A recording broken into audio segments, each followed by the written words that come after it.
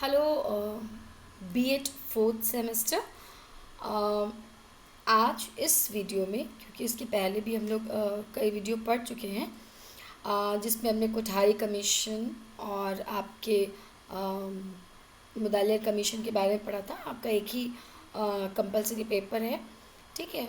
उसके अंतर्गत आपने देखा होगा सेकंड टॉपिक में, अगर आपने ध्यान दिया है, कि एनसीएफ के बारे में बताया गया है, नेशनल करिकुलम फ्रेमवर्क। तो आज हम नेशनल करिकुलम फ्रेमवर्क के 2005 के बारे में बात करेंगे। सबसे पहले हम जानेंगे कि एनसीएफ है क्या।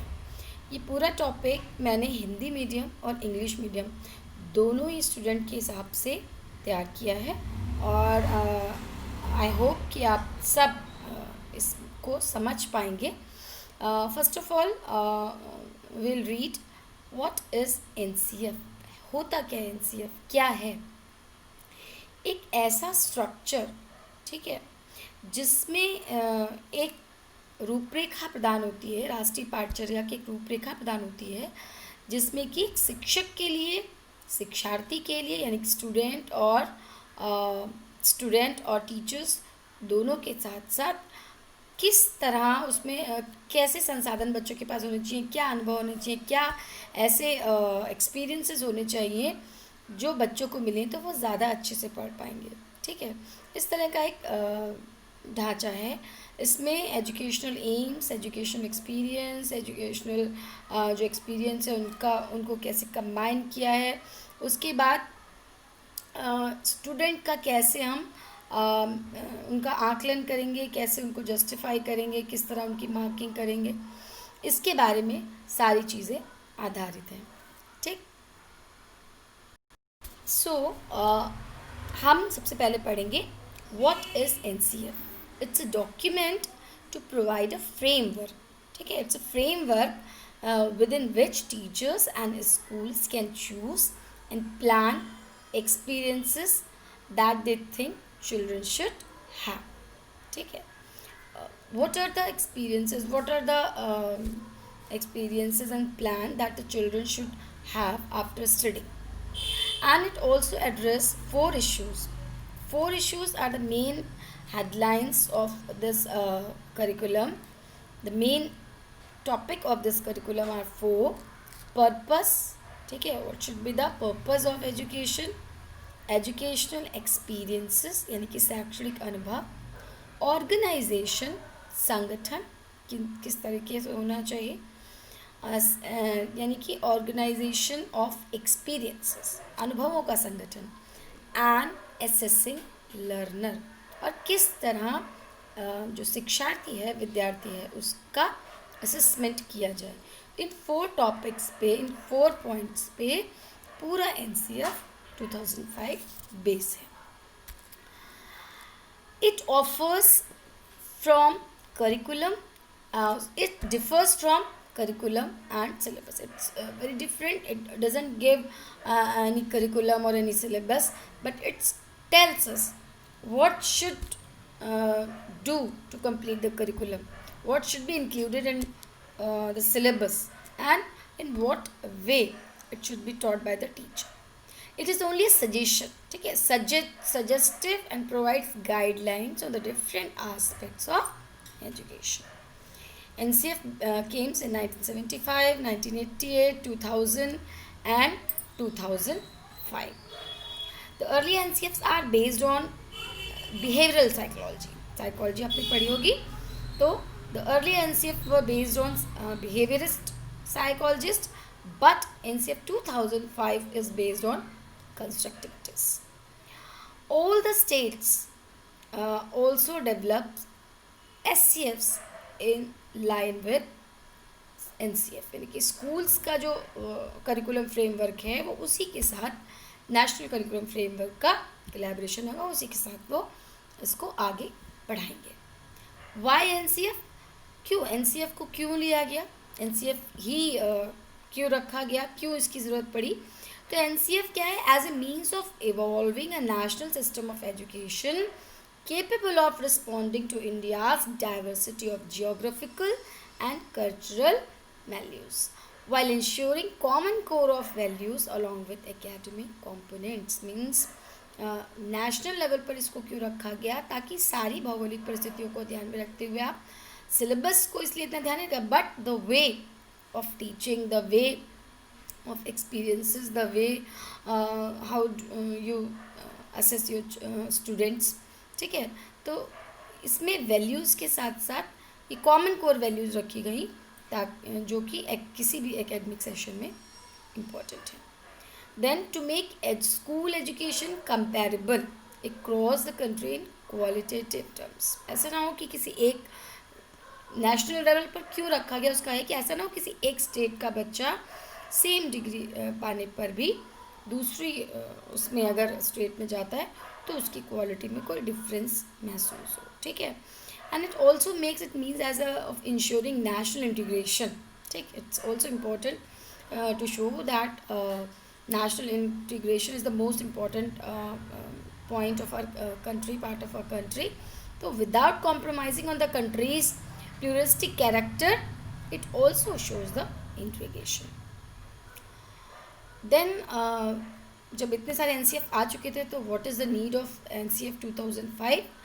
तो जो पिछले नेशनल करिकुलम फ्रेमवर्क में कुछ कमियां रह गई थी, क्या क्या उस समय कमियां थी, उनको दूर करने के लिए ये NCF 2005 आया. और इसका एम्स क्या थे, to remove ills of present school education.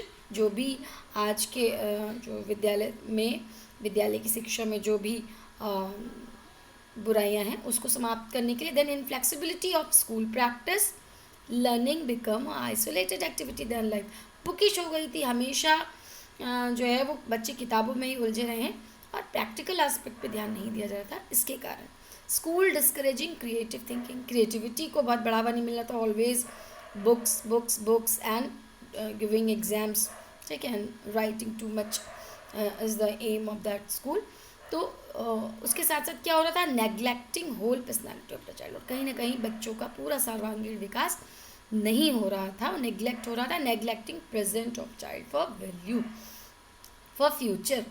तो फ्यूचर के लिए आज के बच्चे को, आज के भविष्य, जो बच्चे का भविष्य प्रेजेंट है, वो कहीं ना उसको भी इतना बोझ ला दिया जाता था कि पढ़ाई का, और इतना ज़्यादा प्रेशर और इतना ज़्यादा बल्क में केवल बुक्स बुक्स और बुक्स.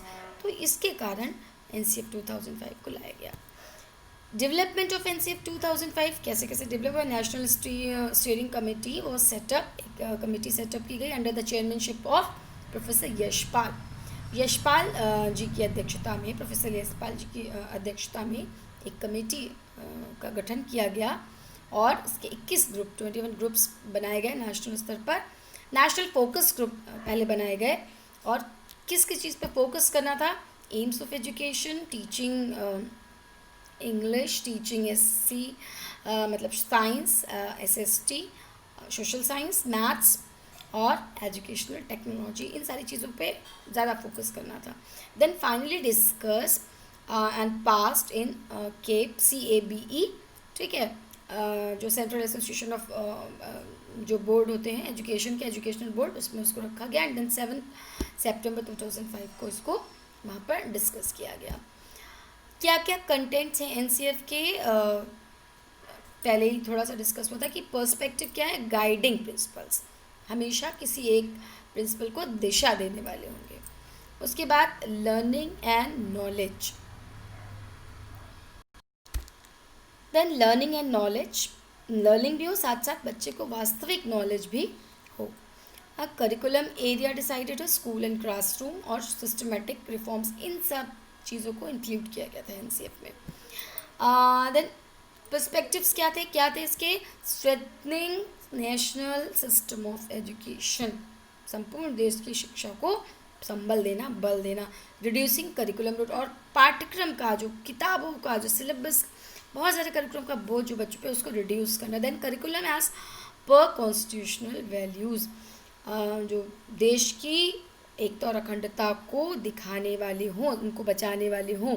ठीक है, क्वालिटी एजुकेशन फॉर ऑल, और जो शिक्षा हो कैसी हो, सभी के लिए हो, सभी के लिए क्वालिटी हो. ऐसा नहीं कि केवल जो है ऐसे ही शिक्षा दे दी जाए, उसमें क्वालिटी बेस्ड एजुकेशन होनी चाहिए. गाइडिंग प्रिंसिपल्स क्या होंगे? Connecting knowledge to life outside school, learning is shifted away from rote method.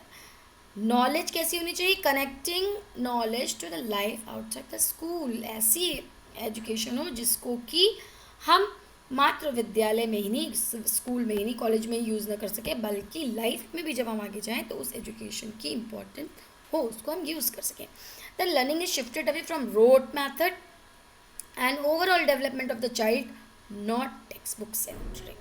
Text book centric नहीं बनना है, बल्कि किसी बच्चे का सर्वांगीण विकास करना है, ओवरऑल डेवलपमेंट करना है। Exam system more flexible and integrated with classroom life and nurturing democratic polity of the country। ये सारे गाइडिंग प्रिंसिपल्स थे। उसके बाद लर्निंग और नॉलेज पे क्या फोकस किया? Reorientation of our perception to learner and learning, child centred pedagogy. आप भी देखते होंगे, जितने भी अभी बहुत सारे आप में से टीचर्स हैं, तो आप देखते होंगे कि बच्चे के ऊपर ही अब बाल केंद्रित शिक्षा हो गई है, ठीक है, child centred. Holistic approach to learners' development and adequate room for children, thought, curiosity and questions in teaching। बहुत सारे ऐसे हर चैप्टर्स के बाद आप देखते होंगे बच्चे ये करें, टीचर से ये पूछे, टीचर ये समझाए, ठीक है। तो ये सारी चीज़ें जो है वो ध्यान में रखकर कि बच्चे का ओवरऑल अब डेवलपमेंट भी हो और बच्चे जो है वो ऐसा नहीं कि जो आपने पढ़ाया उसको पढ़ के सेटिस्फाई हो जाए, बल्कि उनके अंदर जिज्ञासा बढ़े, क्यूरियोसिटी बढ़े। Connecting knowledge across boundaries and inclusive environment in class of all। Then learning and knowledge, learning and सीखें भी, पढ़ें भी और ज्ञान भी प्राप्त करें। Learners engagement, experience making and doing, experimenting, reading, discussion, asking, listening, thinking and reflecting, expressing oneself। ये सारी चीज़ें हम डिबेट कराते हैं, हम प्रेजेंटेशंस करवाते हैं, हम डिस्कशन करवाते हैं, रीडिंग को और इन्हांस कर बच्चों को और मोटिवेट करते हैं to read more and more books, ठीक है। तो ये भी इसका इनकरेजमेंट भी उद्देश्य था शिक्षा का। Then teaching for construction of knowledge, learner activity construct their own knowledge by connecting new ideas to existing ideas on the basis of material activities present in them। Constructive knowledge होनी चाहिए, ठीक है। कैसी नॉलेज होनी चाहिए? Constructive, जिसमें कि जो बच्चे हैं लर्नर वो कुछ ना कुछ करें, ठीक है। एक्टिविटी बेस्ड एजुकेशन को इम्पोर्टेंस दी गई और जो भी नए आइडियाज़ उनके मन में आ रहे हैं उसको वो एक्टिविटी बेस्ड करके उसको प्रेजेंट करके दिखाएं। Learning and knowledge. Construction indicates that learners individually, socially construct meaning as she learns. It happens in collaboration, negotiation, sharing of views. Means teacher and student both are in active position. ठीक है, they are very much ready to ask the question, to understand what and to ask whatever he wanted to ask related to the curriculum and his personality or her personality। Role of a teacher is to facilitates, ठीक है, provides material activities and coordination। whatever teacher will teach, ठीक है, student can ask why, ठीक है, he or she can ask lot of questions। it can be done by allowing students to ask question and answer in their own words, intelligent guessing, asking student to ask question by listening answers। Then critical pedagogy, opportunity to reflect critically on the issue in terms of their political, social, economic and moral aspect by open discussion। Means यहाँ पर देखिए NCF का एकमात्र उद्देश्य क्या था कि बहुत ज़्यादा बच्चों को इनकरेज करना कि वो अपनी नॉलेज को गेन करने के लिए अपने व्यूज़ को सामने रखें, क्यूरोसिटी उनमें डेवलप करनी। और टीचर का काम केवल इतना है कि उनको गाइड दे, एक तरह से एक गाइड की भूमिका में रहे और उसको कुछ ऐसी फैसिलिटीज़ जो जिससे वो और अधिक किसी विषय विशेष को जानने के लिए उत्सुक हो और साथ ही उससे संबंधित चीज़ों में रिसर्च भी करे, स्वयं समझे, ठीक है। Contextualization of the teaching with childrens and local knowledge, ठीक। करिकुलम एरियाज़, जो करिकुलर एरियाज़ हैं वो क्या होंगे? इम्प्लीमेंटेशन ऑफ 3 लैंग्वेज फॉर्मूला, जो त्रिभाषा सूत्र था, इसके पहले भी हम लोगों ने जब पढ़ा था उसको लागू करना है, उसके साथ साथ मल्टीलिंग जो लिंगुअल एजुकेशन है वो देनी है. Teaching math to develop thinking and reasoning, to visualise abstraction and formulate and solve problem. Teaching of science is to enable a learner to acquire method and process that will nurture thinking process, curiosity and creativity. Then social science के लिए to be considered from disciplinary perspective with emphasis integrated approaches. Art and heritage, सारे subjects important थे. Heritage crafts जो किसी भी प्रांत विशेष की हो, heritage craft and health and physical education to form critical components of school curriculum. Then education for peace, it's very important, इसको बहुत रखा गया है क्योंकि विश्व में बहुत अशांति और व्यवस्था फैल रही है, तो इसके लिए education for peace permeates the entire school life cum classroom environment, school management etcetera. Then assessment में क्या होगा, integral part of the learning process and benefits both learner and teachers by giving credible feedback. Purpose is, what is the purpose? Purpose is to enable qualities of teaching and learning. Assessment is to be continuous and internal school based. CCS pattern भी इसी से related आया था, comprehension and continuous learning से related. उसके बाद then school और classroom का एनवायरनमेंट कैसा होगा. School environment should be colourful, friendly, peaceful with lots of open space, offering with animals, plants, flowers, trees and toys.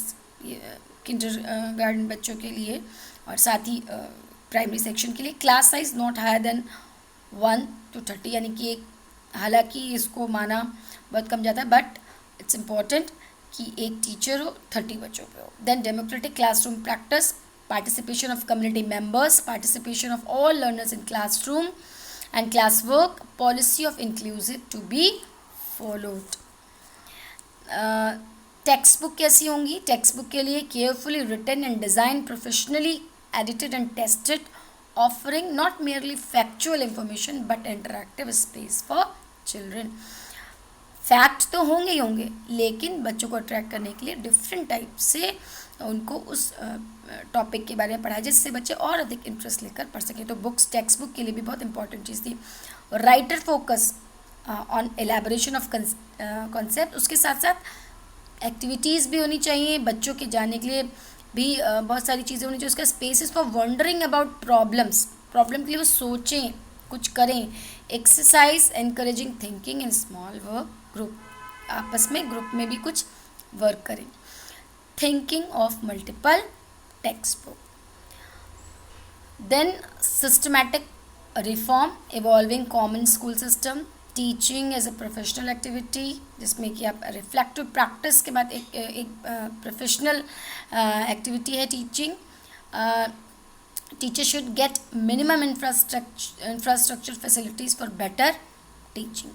और locally plan, flexible school calendars and time table, this should be pre plan, important है. Community participation बहुत important है. Teacher और parents की जो meeting होती है और उसके साथ कैसे बच्चों के बारे में आप एक दूसरे से जानते हैं. और PRI भी होना चाहिए जो कि बच्चे की प्रॉपर इन्फॉर्मेशन रख सके. Academic leadership of principal is related to performance school. और उसके बाद in service education of teacher can not be event but process.